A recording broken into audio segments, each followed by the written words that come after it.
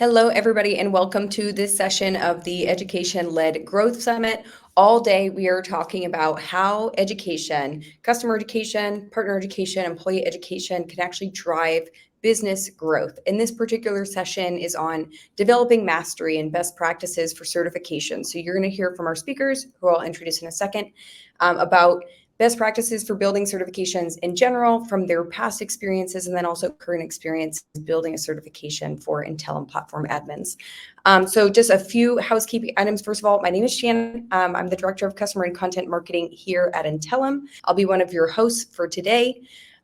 In terms of the housekeeping for the webinar itself, this webinar is being recorded. So if you need to jump off at any point in time, you can do that. The recording is going to be on the page where you are right now. We'll also send it out by email.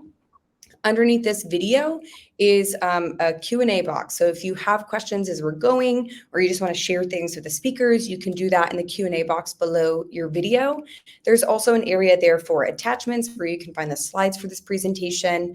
And you'll also find a section where you can kind of rate and tell us how we did, right? So we want to get better, and we also want to hear from you about what you like, what you want to hear more about.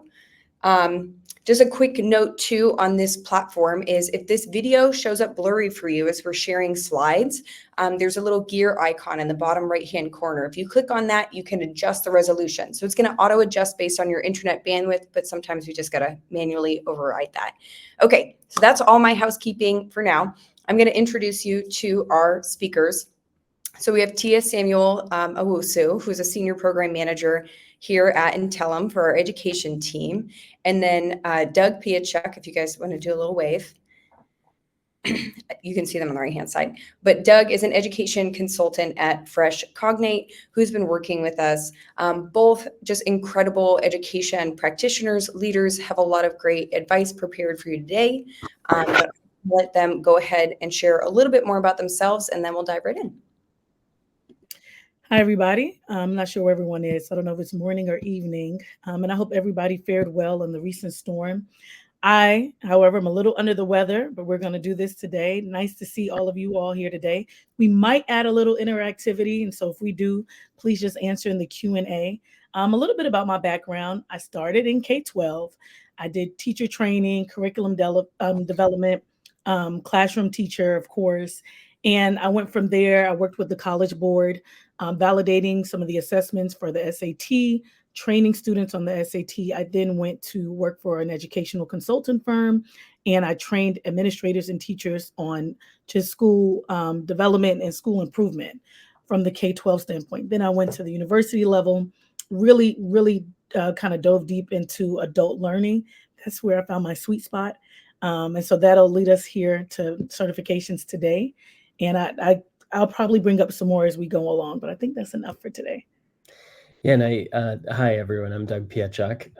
So one of the things I enjoy about working with Tia in particular is that both of us do come from a full kind of education background. So we work in education technology, but once upon a time I was a high school English teacher, and still kind of harken back to that at times.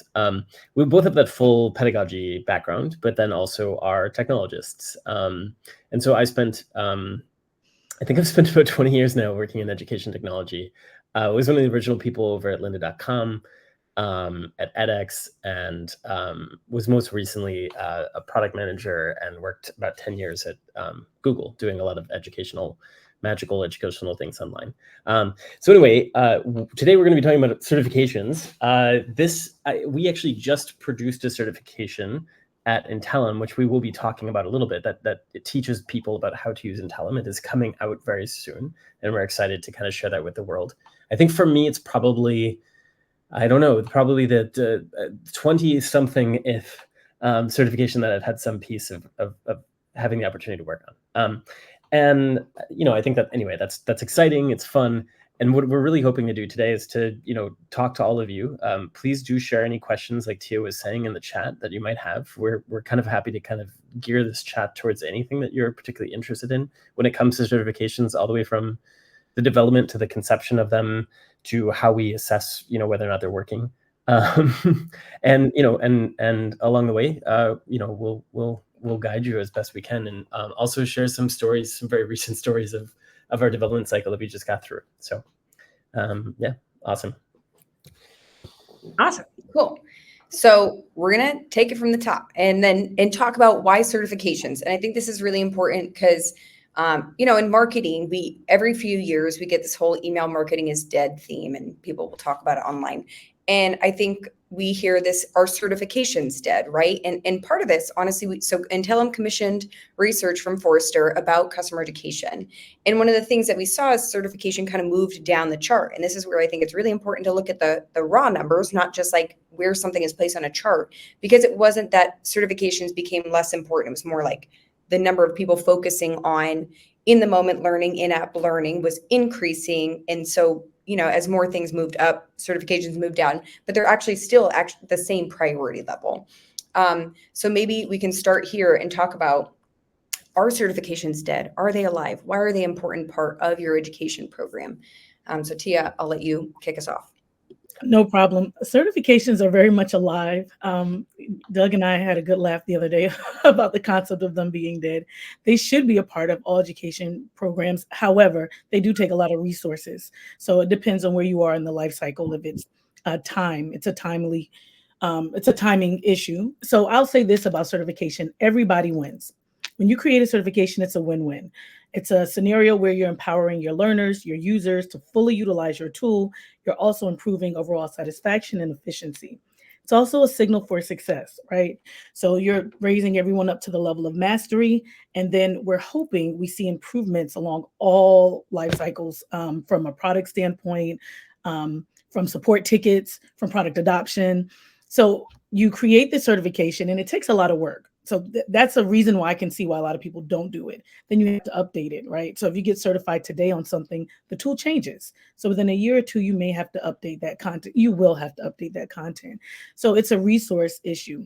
Aside from that, though, they're very much so alive. We just did it, and we can't wait to share more about how that process went. Doug, what would you add there? I like how you frame that, Tia, as like a win-win situation. I think that in traditional training that we might do on the job, if we don't have a certificate as a user, right, then hopefully our manager notices that we upskilled ourselves. But there's less to kind of talk about necessarily.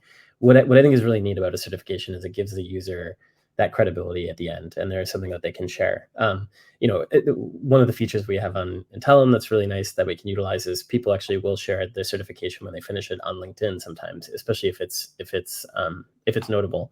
And it can help people. It's even the sort of thing that people might report on their resume or other things like that when they're seeking for jobs. And so I think that concept of the certification being a rigid standpoint with a difficult test or with something that's actually kind of like hard to pass is a part that I think often is particularly rewarding to the to the end users. But all the other things come up that Tia kind of brought up, which is like they can be very time consuming to create. They can go out of date. There's all of those sorts of things. But I think, when, for instance, for us at Intellum, when we start to think about certifications for our platform, it's really important that our admins know how to use a tool well. And if we help them use the tool well, and they do know how to use it well, then their users are happy, which makes our customers happier. Kind of, it's a really nice circle. The other thing that we talked about a lot in development of this one is not only just making a static learning experience of content, but actually creating a community. And some of the tools that were really, we'll talk about this when we get into it, but we tried to really leverage and kick a lot of the neat features in Intellum that are not always used, such as social, and incorporated that into the course so that as students are going through the course and they're creating materials, they're actually sharing it with each other in social and getting feedback with each other. It's also an opportunity for power users or any sort of users to get feedback from each other, to share tips, et cetera, et cetera. And so I think that's one of those big, I will say this is kind of like jumping to the end of it, but one of the things that I always look for in an especially powerful certification is that the experience itself does not end with a certification, with just getting a certificate on LinkedIn and being like, I'm done. But my hope is that it should always embed the learners themselves in a community that continues to learning things along those lines. So yeah. All right, so let's talk about that, because there's a few, I feel like, topics of conversation where if you want to get a group of people going. One of them is this topic of certification. Immediately, it's like, what's a big C versus little c certification, and how do we differentiate? So can you talk a little bit about that? Yeah, I think. Well, Oh, yeah, yeah. I mean, I think on the surface, like this is what I was saying about the comprehensive. So I think on the left, you see this with the big C. It's comprehensive. It has a really difficult test at the end. I think it is really critical to kind of think through these, especially given your use case as a company. The big C, I always think of the place in. I'm kind of curious. Yeah, the place that I always think of big C certifications in the world is like doctors. Doctors go through big C certifications, and they have to do it on a yearly basis. Actually, in a lot of cases, like so, a doctor has to be certified to know this and this about how to use their tools. Those certifications are also something that might happen on a recurring, like annual basis. I have to re-up my certification for it, and that's sort of the big C level. I think if in our discussion of certifications, the lift of it, the amount of bandwidth it takes to create it, all of that stuff is a lot to think about for a use case. Then that makes little C certifications potentially a little bit more interesting, right? And you can think of those as like a more of a targeted intervention, or something that might just kind of be taking on a couple pain points in your cases. I wonder, like Tia, have you ever developed any little C certifications in your time? Because I would say I've done a lot of big C's. I have, and we actually did a couple at Intellum. The little C certifications, that I won't say the challenge with it is they're more flexible, so they're easier to update. They're typically smaller, about a more pointed topic. The big C ones, of course, is more comprehensive, more long form. The assessment is more robust. I think the one piece I will pull out about the big C one is the assessment is the whole piece. So everything is around that assessment. And I think Doug and myself, we're going to talk more about the assessment that we did here, because I think that's really our sweet spot, how we use that. But the big C certification is the assessment is really validating mastery. So it takes a lot of resources to get the content up to that level. With the little C certifications, we created like 2 programs here where we had a little C certificate program, and certificate and certification, it gets so it becomes confusing. And I think I was watching a talk from Vicky not too long ago, and she talked about the same thing. Even if you Google it, Google doesn't really give you a lot of good feedback on little C, big C, certificate, certification. You kind of get it from other practitioners. But the little C certifications we developed, they were great. They did exactly what they needed to do, but they did not touch at all what kind of outcomes we need to see from that big C certification, like product adoption, like decrease of support tickets. So they just have two different use cases when you would use one and the other. Yeah, and I think to some extent their audiences are probably different too. To when I think of a big C certification, I'm usually think of like everyone. Like everyone needs to get this certification, that sort of thing. Little certification is more of like this is specialized to some audience or some group of this audience. I like that point you made, Tia, about like the big C is a lot about the test. Little C might not be quite as much about that.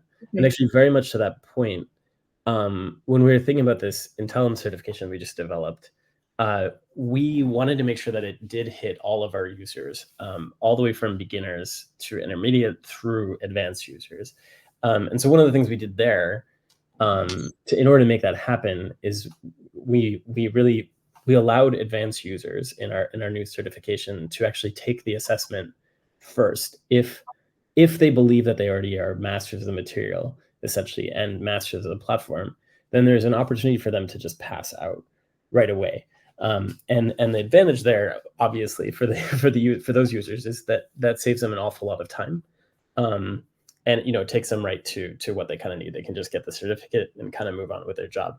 That especially, I will say, that design makes a lot of sense, especially when you think about doing or reimagining a certification after a couple of years. So now, for instance, like we're just launching this Intellum certification for the first time. But one of the things Tia and I are still talking about is, like, in the future, what might be the cadence of reimagining when an Intellum admin would want to recertify on the platform. In that case for recertification, where you might have already taken the course, that's where that exam, I think, especially, is a thing that you might jump more towards and just go like, okay, I just need to make sure that I'm really on top of all the new features that the exam really helps out. And then one of the things that I think is really cool about the tool that we used in Intellum is that if you take the exam and you do struggle with any aspects of it, it actually recommends the places in the course where the materials are that you missed. I think is particularly helpful to our end users. So I think we're going to move to the next slide. But when I think about the Big C certification or just certification in general, why is it so important? I know one of the things that the research has just found over and over is that formalized curriculum-based learning is important, right? So like that Forrester research said, yes, more companies are focused on that just-in-time in-app learning, and that's great. Like that's a part of your education program. But if we're actually looking at how do we drive learning outcomes and then business outcomes, and that's what we're talking about today, like this is a really key component. So let's maybe talk about what are some questions to ask, right? Because we think that this is a key part of your education program, but not every company has one. So how can people start to think about whether or not to build one or when to build one? I think that's a really great way to put it. And I think I would love to kind of talk about that for a moment, which is like how we started before we even built this certification. We did think a lot about like, what are the business goals that we're trying to achieve? Where does this fit within the business? And one of the things that Tia and I talk about a lot is how we move education from a place that's a cost center traditionally to a place that is then actually potentially generating revenue that's really moving the needle on business objectives. So I'm curious, like Tia, if you can key us into like what was some of that process when we were thinking about this, especially from relating it to business objectives. What are some of the goals that we're trying to see in terms of our customers that are moving the needle from the Intellum certification we just developed? I'll start with product adoption, right? So for here, this is a major partner certification. So we really want to empower our partners to get our clients up to speed. So a lot of times, and especially in the technology space, you're not just training the end user, right? You're training the middle person that has to then train their admin to proctor or do different deliver on the platform. So from that perspective, we needed a formal way to validate their skills and get them up level really, really quickly. So we worked with a partner actually to come up with our goals. And so deepening the relationship with the partner was an essential goal. Getting them trained, decreasing ramp time, those were essential goals. And so we asked the partner, what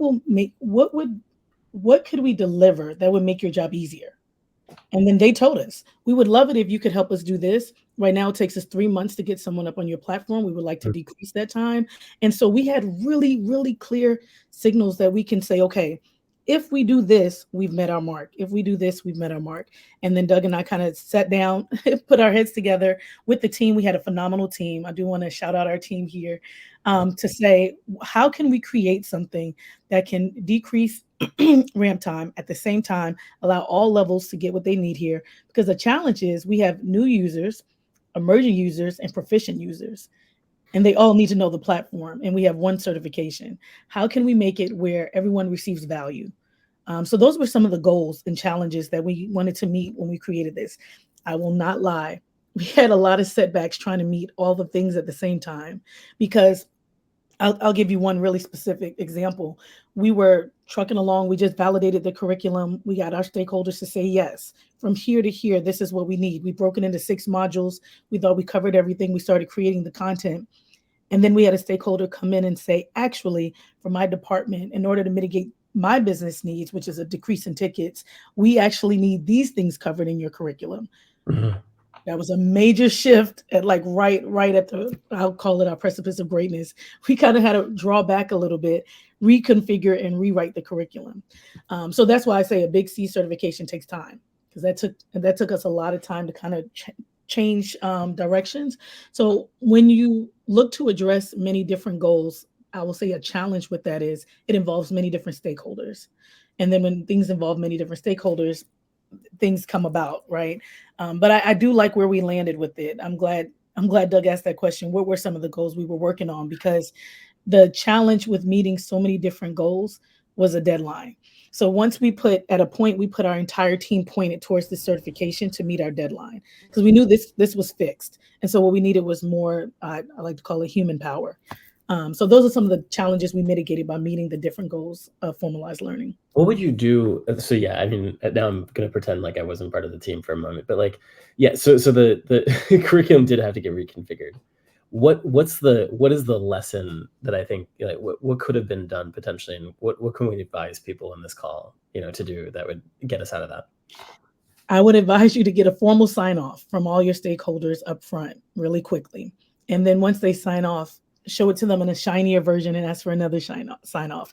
Because I think sometimes seeing things on a spreadsheet or the raw materials, it looks good, right? Once you start creating it and putting it into the platform as learning content in these bite-sized pieces, things don't look the same. And then they're like, wait a minute, I don't see any reference here to reporting. No, we definitely need to talk more about analytics. And then we're like, oh, we thought we could just skim. They're like, no, we need a deeper level, deeper dive on that. And so I would just say, sign off, sign off, sign off, have everybody at the table, and make sure you get those signatures.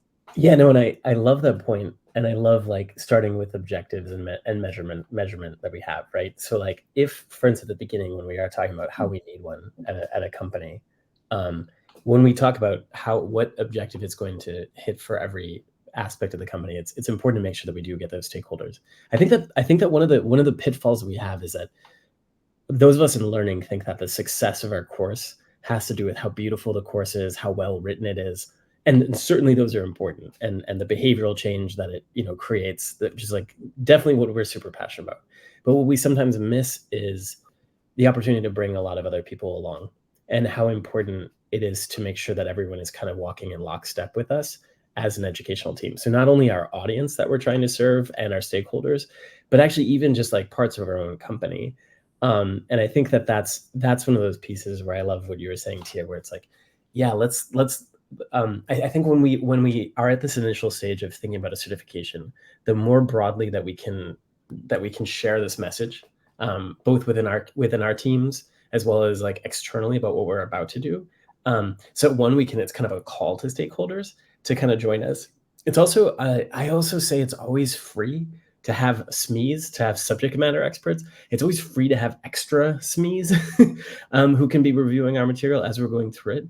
Because then those same people, when you do finish a course, can turn into the same people who can help you, talk about this course that now exists, right? And hopefully for some of those SMEs, it's another place where they go, oh, cool, like, I answer a lot of emails every day about this sort of thing. Now, hopefully I can have a resource that I can point people to. Yeah, and I think I would also say this, like, we're fortunate to have our partner Shannon within Intellum, who's our marketing department, is something that we do talk to regularly when we think about course launches, because as educational experts, we're not always the best at knowing all the best ways to get people involved, and to cross those T's and dot all those I's. And so I think the more broadly that we can think about that. I also actually recently we've been talking a lot in Intellum to our marketing team abroad, just at large, about how education efforts can be collaborative across those departments. So that stakeholder, I guess one big piece that I would love to kind of underline here is how important relationships are, and how important a lot of, like, thinking very broadly about who we consider to be partners is strategically to the success, both in the inception stage all the way through the launch phase. I want to also add in about marketing, and specifically Shannon and the partnership. She also informed the curriculum, right? So I wanted her to kind of vet alongside me. Are these things that are indicators for success? Are these the things? Are we talking about this in the right way? Are we using the same terminology that marketing is using to introduce our product, to speak about our product, to kind of foster that deep knowledge? And having marketing help validate the curriculum was another way to deepen that internal relationship. We also met with our external stakeholders. We asked them the same question. We did a review phase, and during that review phase, we brought in all of our partners within the company and external. And we said, hey, can you look through what we're about to launch out into the world and tell us what you think? Poke holes in it, let us know. And when you open yourself up like that, of course, you never know what's going to come back. I will say we had really, really good supportive feedback. Not that it was, yeah, you all did everything right, but it was, you can tell they paid attention. They read the content, they went through it. So I think deepening those relationships and keeping our partnerships, I just want to kind of overemphasize that as well, Doug, 100%. Yeah, how do you? I agree. I think we welcomed a really broad swath of feedback. We had folks from every team in Intellum look at the curriculum, and then we also had a lot of stakeholders. When you ask people for feedback, Tia, because you are largely in charge of kind of going for that, how do you sort of frame that to our stakeholders, and how do you think of that? How do you frame that in a way that brings them on as collaborators rather than necessarily invites? I mean, obviously you get a lot of great critical stuff, which is going to be super helpful, but yeah, just curious how you frame that as well. Literally, I said to them, this is not for a critique. This is a partnership. So we want to make this better. So that was the framing the whole time. We want to make this better. We want this to be the best that we can put out at this time. So when you're thinking about it, when you're going through the content and materials, think, how can we make this better? Not so much to say what went wrong. So I think framing it that way really helped our partners. We brought everyone in as a partnership. We didn't bring them in as, we're the education team, you're the marketing team. We wanted you to work and walk alongside us. Like, if you were looking at it from your lens, can you tell us what blind spots we may have missed? So that was kind of the framing of it, Doug. It was really, really validating the relationship piece. We're doing this as a partnership. And I'll tell you, even with our external stakeholders, they bought it. They looked at it from that perspective. They did not come in and say, why did you cross the T here? Why does this slant that way? They said, oh, from a marketing perspective, I think I would have put this here only because we just put out this kind of content and that would be in sync. And it's like, okay, cool. That makes perfect sense to me. Sometimes the feedback informed us changing like everything across the board, right? And so we also had to kind of gate where we're going to put our marker for, yes, we can incorporate that maybe next time, or thank you for that feedback. So I think we just kept the communication loop open. We had really good relationships. We stayed on top of it. We used our social channels. We used email. We used direct. I had some direct meetings. I know Shannon sent me her notes directly via email. So we just pulled out all the stops. Cool. Yeah, let's, I think we'll move on to our next slide here. And then we also I'm new to this tool, but we are getting some questions as well. So, which is exciting. So thank you all. We are going to jump to those in a minute. So actually best practices is probably a really good place to take on some of these questions to some extent. So let me throw this one at you, hot and fast, Tia, from Aaron Nunley. We have, what unique components have you seen used in certification courses to help participants solidify their understanding of material? I'm going to do another call out. Doug called this out earlier. I'm going to say it again. Community, social learning. So that is a unique component that we added in that I just can't highlight enough. So if we're all doing it together and someone at another company has a best practice that may even be better than what we presented from the content, pulling everybody into that community so that we can use social learning to kind of elevate all of our skills, that's one that I can't highlight enough. I think social learning and the fact that we implemented that into the certification really, really enhances the experience. Another one that I will say is the adaptive assessment. Having an assessment that can respond and say, you missed questions 3 and 4. You might want to go back and look more at reporting, data analytics. And then the learner knows exactly what they need to review without it taking away their credit for the rest of the test. I think it's also a way to, it's a signal to the learner that we respect your time. We understand that you're approaching expertise. We understand that you really want this knowledge. And so it's like a two-way conversation.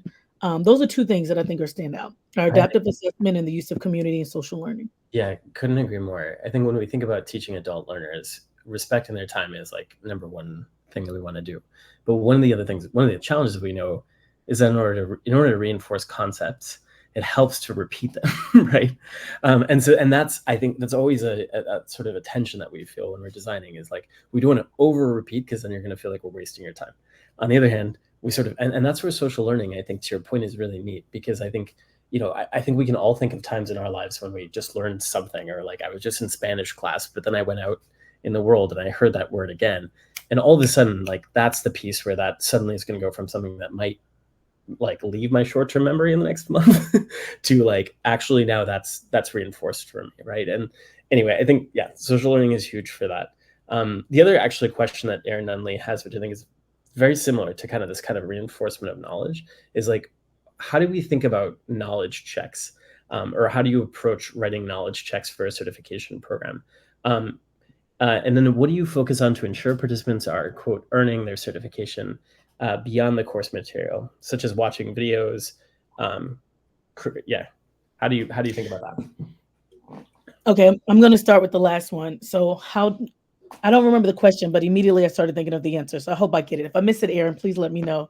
One thing is you can't complete the page until you watch all the videos and complete all of the components. So if you do choose to engage with the content, you will not get credit for that piece of content without engaging with the entire page because it's made to digest in whole, right? It is not made for you to come on the page and then hop off. So if you don't need it, no problem. But if you're there, we want to keep you on the page. One thing we did was we kept our pages of learning short. So if you come to a course, we don't want you to be on one topic really long. So we found like 3 different ways to make the learning dynamic. So you may have a video with someone explaining to you what you're about to see. We're asking you to go into an instance. So we are asking you, in order to get the certification, you also have to model and demonstrate learning. So you cannot just complete the multiple choice questions. You also have to have some screenshots from your instance showing that you understand the concept. And so that's how we make sure that the learner paid attention to the page, because what you need for that screenshot is at the bottom of the page, right? And so we really wanted to enforce that without putting a lot of things on the page. So with this bite-sized learning concept, you're engaged and you care and you're like, okay, there's only 3 pieces on this page. I can do it. Also, this sense of place. Doug hammered it in throughout the whole time. Make sure there's a sense of place for the learner so you're not stuck in the middle of something and you don't really have any concept of time. Am I almost at the end? Can I stop? Okay, I have 5 more minutes. So we have a lot of markers letting you know where you are in the content. You asked another question though. What was the first question, Doug? I wanted to. It was especially like what she's looking for as well is like, how do we think about knowledge checks and how we use those, and then making sure that kind of like the differentiation between knowledge checks and then actually like certification. How do you make sure that they do actually know the knowledge? Okay, so one thing about knowledge checks, we used the real time practice for our knowledge checks. So when you actually go into your instance and if we say add a new user, when you actually go to add your new user, we'd like to see a screenshot of that. We'd like you to post it in community. And that's what we used as our almost like a formative assessment throughout. We didn't do a lot of knowledge checks throughout beyond actually doing the work. This one was by and large for the larger summative assessment. But how do we make sure that you know the knowledge? Rigor. We really, really upped the rigor on our assessment. And when I mean we upped the rigor, we almost couldn't answer our own questions. We were like, let's make sure. And then we validated it, right? We went back through the entire curriculum to make sure that we did introduce these concepts. So if a learner wants to know, how can I learn more? The test will say, you missed this question, go back into the content.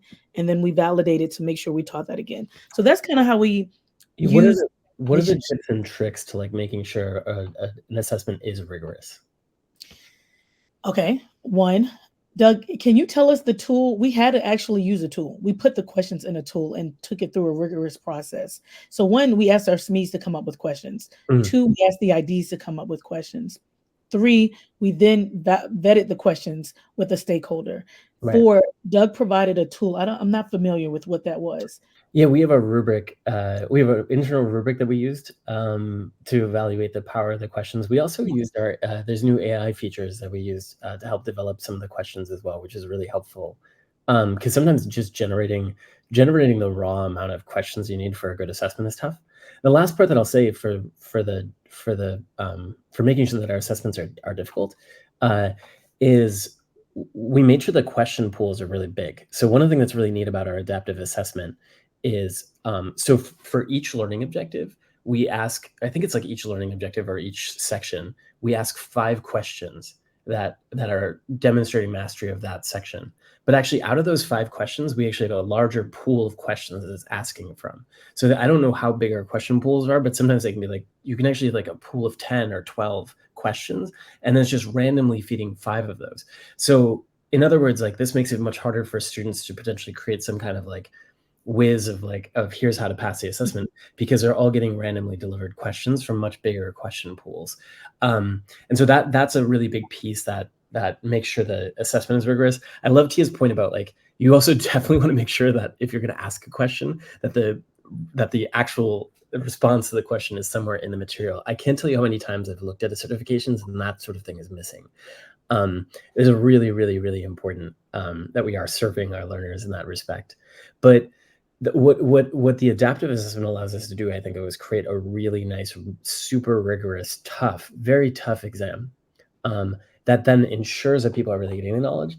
And then we can really focus a course, kind of to Aaron's point, on all of these knowledge checks and building people's understanding. What T was talking about too is, for this certification, we talked a lot to our users about, we were really looking at, like, what is their experience of being an admin using the platform? And we wanted to make sure that the experience that they were going through in the course was as authentic to that experience as possible. And so actually, as the students are going through our certification, they themselves are starting to set up their own platform internally, which is exactly what they would kind of be doing. So it's a very authentic assessment of the actual work. And then they're using the discussion forums to kind of be talking with each other about how to do that, about best practices, all of those things. And so those all kind of go nicely hand in hand with each other. Yeah. I wanted to also add in the AI piece. That was very helpful, actually, because it's, of course, scraping all of the content and then pulling out high-level questions. So that was really helpful.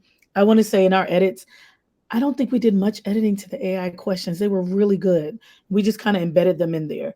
Most of them came from us. And then, of course, we shopped it around to stakeholders and SMEs throughout the company. But the AI tool, actually, for this piece, did really well with our assessment questions. Yeah, I'm really surprised at how well it performed on learning objectives, which can be really tough, and how well it did on assessment questions. Maybe go ahead, Tia. No, I was going to say, I see elevating voices on here, Shannon. I just wanted to touch on it. Were you about to say something else? Oh, I was going to make a plug that this afternoon, we're going to have a session on Intellum's AI capabilities. So if people are interested in learning more, I mean, you've already kind of talked about this too, about back in June, we did an AI summit, and a customer had said that, that they had a rubric for the AI questions generated in the platform, but that it was also helpful for highlighting where have we not said something, or where has it been confusing, right? Because AI is trained on what you feed it. And so if it's not understanding, it's very possible our learners won't understand too. Yeah. But Tia, you were going to say something on elevating experiences or elevating voices. No, I was just going to highlight and go back again. I think Doug mentioned it a couple of times. I mentioned it. That community social learning piece was really important, about letting people share their experiences and showcase their work, demonstrate proficiency against other people within the same industry. It's really, really helpful to allow everyone to elevate their voice while they go through the certification and beyond. I don't think a lot of people talk about that and beyond part. I think Doug talked about it earlier, but not just you're not just trying to take your level of knowledge up. You want to sustain knowledge, you want to retain it, and then you want advocates, right? You want people to talk about the platform and how it's helped them meet their business needs and meet their business goals. Mm-hmm. So that's really one of our big objectives, is that we're hoping we empower our clients and our partners to meet their business goals by using the platform smarter, more deeper. Because you have something, you say this thing doesn't work, and then it's really that you don't know how the thing works, right? So if we can teach people how the thing works, then it can work better for everybody. Just kind of circling back to that win-win. Yeah, love that. Amy asks us, and I'm getting to Peter's question too, because we've not forgotten you, Peter, I promise. But Amy asks about using psychometricians. I'm curious, Tia, have you ever played around with psychometricians in your past? Only when I was working with the SAT. And I didn't have a direct link. I was kind of on the committee. Yeah. I don't have a lot of experience with that. So I have. So I would say, Amy, to that point, I think psychometricians actually have some really valuable points. We have a rubric that we use internally that actually hits on a lot of the major points that psychometricians will bring up. One of the biggest ones is actually, so two of the things I'll bring up. One of them is that, can you actually find the content relevant in the course? That's always a big thing about psychometricians we'll talk about. The other thing is that we also talk about measurability. Can you actually, are the answers themselves discrete? And can you kind of differentiate between each one of the answers of a multiple choice question so that they make sense? Those are things that we kind of look out for as we develop it. And that's, I think, particularly helpful. So I would say in the past, I've used psychometricians, and then what we've kind of tried to do is then in the future use rubrics that are taking best practices about how we write questions and applying them to all of our questions across the board. And that's kind of the biggest takeaway I've gotten from working with psychometricians in the past is just really enforcing kind of best practices, and honestly taking a little bit more time on assessments than we often want to. This is where I will definitely, again, I'll keep shamelessly plugging AI, but like if you use AI to develop the questions themselves, then you can spend more of your time evaluating the quality and other pieces like that you can really spend on the assessment. Creating really, really rigorous assessments especially for big C certifications is super critical. And that is where I think that people will think a lot about psychometricians, because they will want to make sure that their certification itself is extremely valid, etc. What I would definitely recommend in those regards is using rubrics, is really testing all the materials themselves, and even kind of to Tia's point, inviting your users to actually go through the exam itself before you ever launch it. So it is a thing that goes through. All of those are going to actually play a huge part in improving the quality, because oftentimes I can't think of how many times courses have been launched where nobody ever even went through the certificate or the assessment the first time. You wouldn't believe the things you find just from doing some of the basic stuff like that. So that's my tip on psychometricians. Peter, do you have any metrics? I'm sorry, before you move on, I want to say one more piece about the assessment piece. Alasia, she actually was the one that validated it against the rubric, and it took a really long time. Yep. So I want to just clarify that validation, you do need to build in time for that. I think we were thinking, oh yeah, and then just go through the rubric. And then she messaged me and was like, man, this is taking work. And it actually pushed out some questions that we had to rewrite. So you also have to be prepared that you might come to a place where you realize, oh, my content is not at the level of rigor that it needs to be. And so we had to change the content and go back and actually adjust things in the curriculum to meet the level of rigor for the assessment question. So just that constant feedback loop to consistently iterate even in the development phase. And I also was going to say, sometimes when people think about rigor and assessments, they also think about proctoring. I think this is one of those neat things with developing your question pools in a really deep way, with really spending the right time on your questions, with really making sure you're hitting every learning objective or every piece of your course with a set of questions, things like that.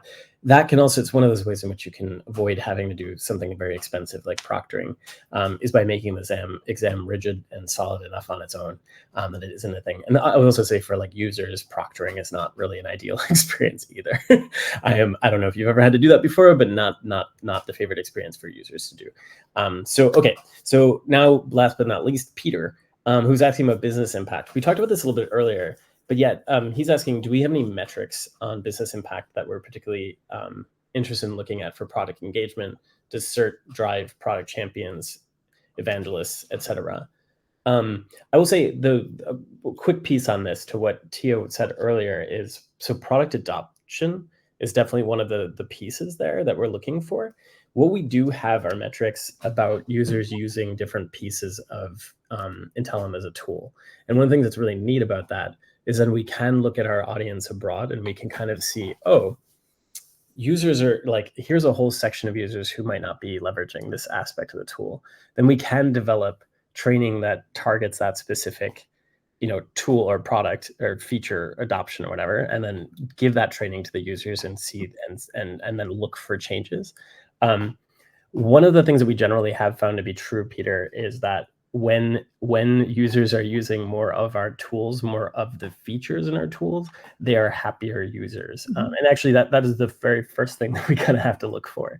And I think that informs a lot of sort of education in the very beginning, is very much asserting that we are first looking at the data to assume that, which is looking at all of our users and seeing about satisfaction, about leverage, about retention, churn, etc., and then seeing how well they are using their tools. And there is a direct correlation, fortunately, between how well we're using the tools and then customer satisfaction, which makes sense, which is cool. We haven't developed a bunch of features for no good reason. They're there, and the more that people are using them, the more that people are appreciating them, the more they're getting out of the tool. Therefore, the happier we're sort of seeing them. And I think, generally speaking, that I can't think of a lot of tool because I do jump around to a bunch of different other companies. I can't think of a lot of cases where that's not the case, to be honest. Where the more that customers do know about the tool, the happier that they are. But yeah, I'm curious to throw that over to you, Tia. I was going to say this is a good time to talk about that correlation between education and revenue. And so certifications allow that path to be really clear. where it's a little murky to kind of say, did education actually inform this? Did education actually influence this or impact? But a certification, if you do like, okay, we're about to do A/B testing with our launch with one of our partners, right? We want to know before the certification, how long did it take someone to ramp up? Post certification, how long did it take them to ramp up? If we can show that we actually really made impact to that particular goal, imagine the response from that partner and the client. So when you talk about champions, you just have to do the thing you set out to do, right? And then the people champion. But I really want to just kind of really emphasize that one of our goals was to educate our market and really empower our partners to educate their clients. And so we know for sure we've done that.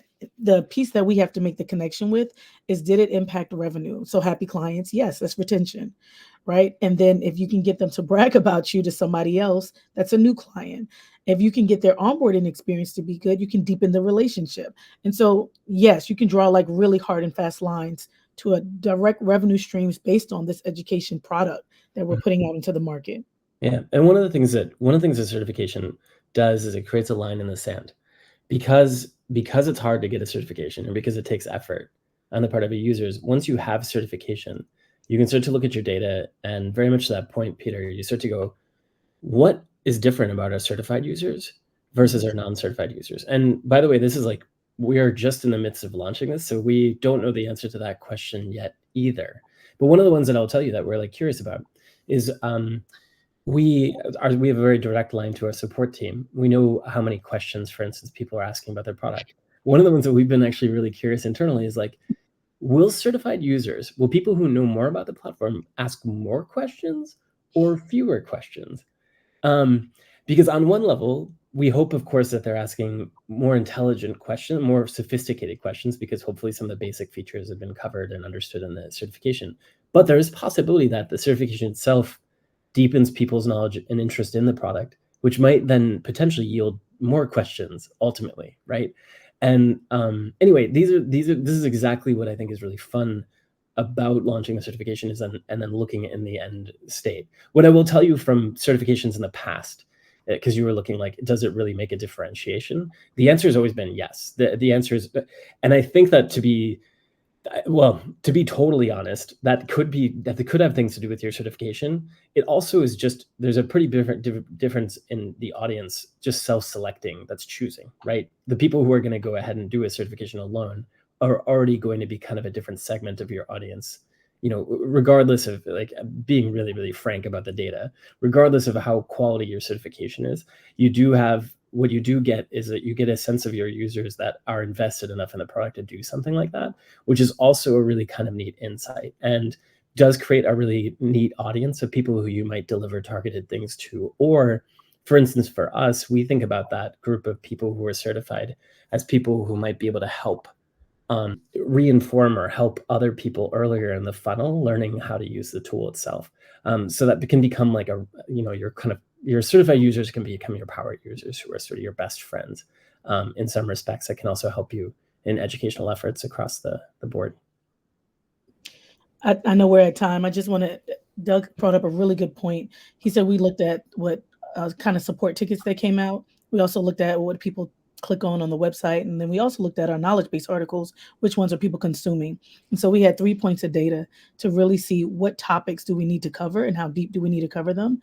And so the thought process is, if we're meeting the needs of our clients and customers, people are happier. Happy people stay consumed in your product. So I just wanted to also add that there were 2 additional data points we also looked at to know what topics did we need to cover in the curriculum. Awesome. So maybe we can just briefly, before we wrap up, touch on, you've shared a lot of the lessons learned. And I think that's something that's helpful, because this topic is so broad, and there is a lot that you learn just from like stumbling into it, right? Or like from doing the thing. And so there's a lot of kind of wisdom to be gained. So if we can talk about this, and then I have one more question from Jennifer before we wrap up. I can kick it off, Doug, and then you can color it more. Okay. One of the lessons we definitely learned is our QA period probably should have been extended, because a lot of things that came up during that time, we then had to go back and redo content. For instance, we had multiple voices within certification. We wanted to kind of really whittle those down so that it did not add more cognitive load and a distraction for the learner. So we came down to 2 voices. We then have to re-upload all of that, change some words in there, change the transcript. We had a meeting, I think a week ago, with one of our product owners and James, TJ and James, really saying, hey, what happens here? How does this go? And they were like, oh yeah, for that, you need to go this way. So we actually had to change directions on how we told a user to do something based on that QA period. So I definitely would say we should have added a little bit more time for that, because what came out of it was a lot of changes, which is a good thing. It just really, really means we're going to put something that much higher out. Another lessons learned, we talked about it earlier, is getting that buy-in and sign-off process from your stakeholders. Really important, because time is of the essence. It's a resource is being used for this. So you really want to look at that. I will say a lesson learned that became a major success for us is our partnership with our design team. We went through a rebranding in the middle of doing this certification, and we wanted it to match the branding. And when I tell you, literally like almost overnight, our design team worked through the night to make that happen. But that all the content was impacted, the templates and evolve everything. We are also looking to another lesson learned. We want to use all of our tools within our product, right? So the same things we want our clients to do, we want it to do. That was a large undertaking, because some things we maybe didn't really have a use for, but we had to create the use for it to make sure we can showcase this is how you use it. This is when you would use it right here. This is us using it, kind of this meta experience for the learners as they go through the certification. Yeah. Lastly, time. Time is literally of the essence, because the team was completely pulled on this project for a couple of those months. And then, time runs out and people have to start going on to other projects. And so then things start stretching. So I will just say, make sure you allot the appropriate time. It's going to take a little bit longer than you thought. And that's only because once you have it, that's not the end, right? You have to keep improving on it. And then you just say, stop, it's ready. It's ready for the market. So I will definitely say those were the major lessons learned. Doug, what would you add? No, I really like that. I think one thing that we did champion pretty well throughout the process is we did think about business impact right off the bat, and we talked about that a lot.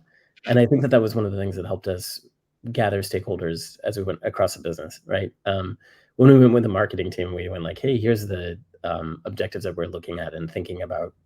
Those overlapped a lot with what the marketing team is looking at themselves. And actually, it turns out our marketing team actually has more insight into some of the actual data, or has closer access to some of the data that we are looking for in terms of the impact that we're trying to measure from the course itself. So a lot of natural stuff that can be found through that. But anyway, we'd call that kind of backwards design lesson planning, or making sure that we sort of think about our assessment first and what we want our learners to do before the end. Yeah, I think there was really nice interfacing with clients throughout. Tia, I think you did an excellent job with that. And the team did too, knowing who our audience actually was and the learners, focusing on learners, super critical. The fact that we did develop I will say, like, the course itself is taking people through a very authentic experience of actually setting up a certification, or setting up the interface itself, which is exactly what clients need to do. And I think that's always really nice if you can have sort of a demo of your tool itself while the course is happening, so that just makes it extremely practical. And then there's kind of a twofer for students, where again, instead of just doing a learning experience which feels like a distraction from work, they can actually be doing a learning experience and actually getting some of their work done at the same time, which again is that kind of concept of respecting adult learners' time. Anyway, push those. All right, so final question here from Jennifer. She said, do you use Credly or a similar type platform? So earlier we were talking about when you finish a certification, sharing it on social media, probably LinkedIn for professional people. Do you use a Credly or different vendor integration for the badge and social media post? We use that. Nope. We actually leverage our own platform for that, which is really exciting. Fortunately, those features are baked into Intellum itself. So if you are an Intellum user, you will be able to do that. Intellum automatically will push the certification if you set it up to LinkedIn or to other really common. You can also create a badge for Twitter, or X as it's called now. All the other places where you'd commonly see this. Fortunately, badging is part of the Intellum platform, as well as I would say this is a piece that you can think about as well. But there's also gamification too. So there's points and things like that can be earned as people go through the platform, which can also lead to badging and other efforts. So fortunately, we didn't have to use a third-party plugin for that. Cool. Well, thank you, Doug and Tia, for sharing kind of like lessons from the trenches. Hopefully people took some things away today. So as you're working on your own certifications, you can keep these things in mind. This is just one session of a larger series of sessions that we're hosting today on how education can drive measurable business impact. So our next talk is going to happen in a few minutes here. It's on increasing impact and transforming the customer journey with education. So it's with Liam Kilgallen, who's the director of Muse University and Academic Partnerships. And he's been working on education across the entire customer journey. So not just post-sale, but how do we actually pull it forward into acquisition? So if that's something that's top of mind for you, you can find the link to the next session below this video. But we'll let you go. And thank you for joining us today. Thank you again, Doug and Tia.